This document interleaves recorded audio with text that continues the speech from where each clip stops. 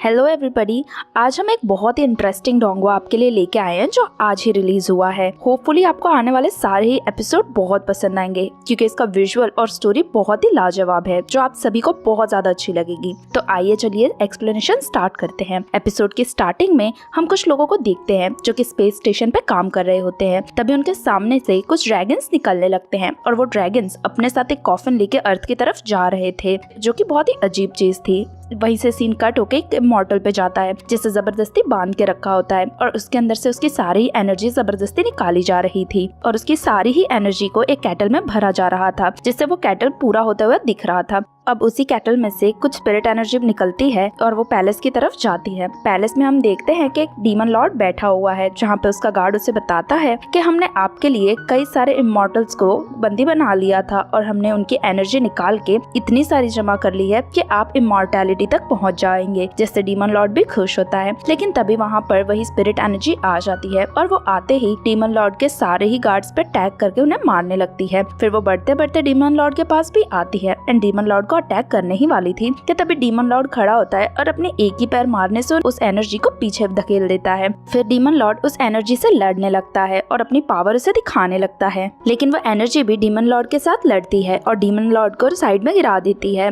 फिर वो एनर्जी एक लोटस के फॉर्म में आ जाती है और उसमें से एक गॉडेस बाहर आती है जो कि बहुत ही ज्यादा पावरफुल लग रही थी। गॉडेस जब नीचे आती है तो डीमन लॉर्ड उसे देखते ही समझ जाता है और उससे पूछता है कि क्या तुम यहाँ पर मेरे इमॉर्टैलिटी कैटल को लेने के लिए आई हो, जहाँ पे गॉडेस कहती है मैं कैटल लेने नहीं बल्कि तुम्हें मारने आई हूँ, जिससे डीमन लॉर्ड गुस्सा हो जाता है एंड अपनी असुरा बॉडी में आ जाता है और आते ही गॉडेस पे अटैक करने लगता है। लेकिन गॉडेस इजीली उसके सारे अटैक्स को टैकल करने लगती है। उसके बाद डीमन लॉर्ड एक स्वॉर्ड निकालता है और उससे भी गॉडेस पे अटैक करता है, पर गॉडेस अपनी शील्ड से उससे भी डिफेंड कर लेती है और उससे मार के नीचे गिरा देती है। लेकिन अभी तक भी डीमन लॉर्ड हार नहीं माना था और वो अपनी सारी ही पावर का यूज करता है और गॉडेस से लड़ने के लिए तैयार होता है और वो अपने सारे ही कैद करे हुए आइस डीमन ड्रैगन्स को बाहर निकालता है। अब उसके बाद सारे ही ड्रैगन गॉडेस के पीछे पड़ जाते हैं और उस पर अटैक करने लगते हैं, लेकिन गॉडेस उन सारे ही अटैक से इजीली बचती है एंड ऊपर चली जाती है और अपने एक ही वार से सारे ही डीमन ड्रैगन्स को वो मार देती है। और उसके बाद वो अपना अटैक डीमन लॉर्ड पर भी करती है। डीमन लॉर्ड उसे ब्लॉक करता है और उससे पूछता है कि भला तुम ऐसा क्यों कर रही हो।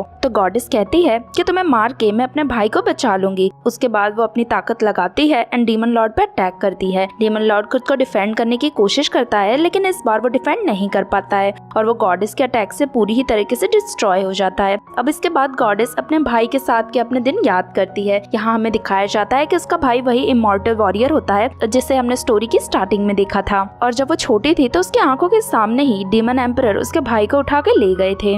अब सीन कट होता है और हमें गॉडेस का भाई दिखाया जाता है जिसकी सारी ही एनर्जी एक्सट्रैक्ट करी जा रही थी और उस टाइम पर भी वो कह रहा था कि मुझे मरना नहीं है क्योंकि मेरी बहन मेरा वेट कर रही होगी। यहाँ पे प्रेजेंट में गॉडेस पूरी ही डीमन डायनेस्टी को बर्बाद कर देती है और अपने पावर से उसे डिस्ट्रॉय कर देती है और फिर वो एक पोर्टल के थ्रू किसी और जगह पे ट्रैवल करने लगती है और वो जाते जाते भी कहती है कि मेरा भाई जहाँ भी होगा मैं उसे ढूंढ लूंगी, चाहे उसके लिए मुझे कितनी ही दुनियाओं में क्यों ना जाना पड़े। अब यहाँ से हम अपनी स्टोरी के हीरो को देखते हैं जिसका नाम दाबिन होता है जो कि प्रेजेंट वर्ल्ड में रह रहा होता है। दाबिन एक बुक में गॉडेस की स्टोरी पढ़ रहा होता है और वो सोचता है कि क्या ऐसा रियल में एग्जिस्ट करता था, क्या एशियन टाइम में सच में कोई ऐसी गॉडेस थी और अगर थी तो आगे क्या हुआ, ये सब मुझे जानना ही होगा और ये सब के बारे में मुझे पता करना ही होगा। उसके बाद दाबिन को याद आता है कि आज उसके क्लास की रियूनियन है, इसीलिए वो जल्दी से अपनी एक्सपेंसिव कार लेता है, रेस्टोरेंट में पहुंचता है जहाँ पे कुछ लोग ऑलरेडी आ चुके थे। तभी उसकी फ्रेंड लेन उसे देख के बहुत ही ज्यादा खुश होती है क्योंकि दाबिन अपने क्लास का सबसे ही स्मार्ट लड़का था, लेकिन लू उसे देख के बिल्कुल भी खुश नहीं होता है और उसकी इंसल्ट करने लगता है। तभी वहाँ पे उनकी फ्रेंड जामिन भी आती है जहाँ पे दाबिन उसे देखता ही रह जाता है क्योंकि स्कूल टाइम से ही दाबिन को जामिन बहुत ही ज्यादा पसंद थी क्योंकि वो उनके स्कूल की सबसे क्यूट एंड स्मार्ट लड़की थी। वहीं से सीन शिफ्ट होता है और हमें वापस से वो गॉडेस दिखाई जाती है जो कि अर्थ की तरफ ड्रैगन्स को लेकर बढ़ रही होती है और जैसे ही वो स्पेस स्टेशन से टकराती है पूरा ही स्पेस स्पेस स्टेशन टूट जाता है एंड एस्ट्रोनॉट्स भी मर जाते हैं।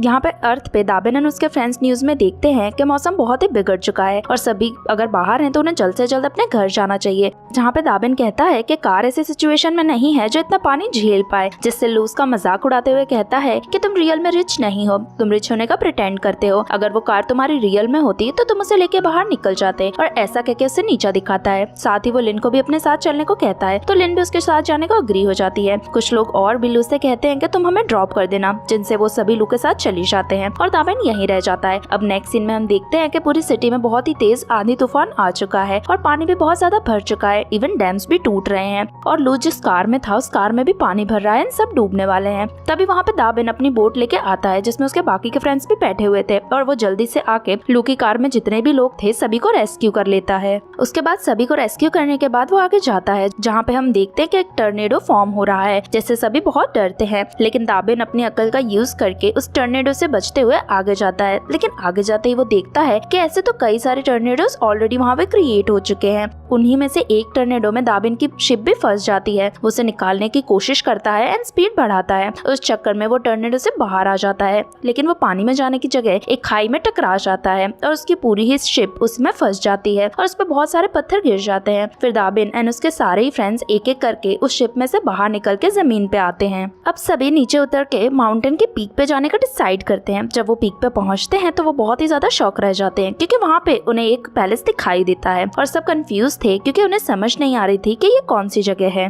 दाबिन यहाँ वहाँ देखता है और उसे स्काई में से एक लाइट दिखाई देती है। तभी हम देखते हैं कि वो लाइट नहीं बल्कि ड्रैगन्स थे जो कि नीचे की तरफ आ रहे थे, जिससे दाबिन के सारे ही फ्रेंड्स कंफ्यूज होते हैं। दाबिन सबसे कहता है कि वो ड्रैगन्स हमारी तरफ ही आ रहे हैं एंड सबको भागने को कहता है। ड्रैगन्स नीचे आते हैं और उसी के साथ ही एपिसोड यहीं पे खत्म हो जाता है।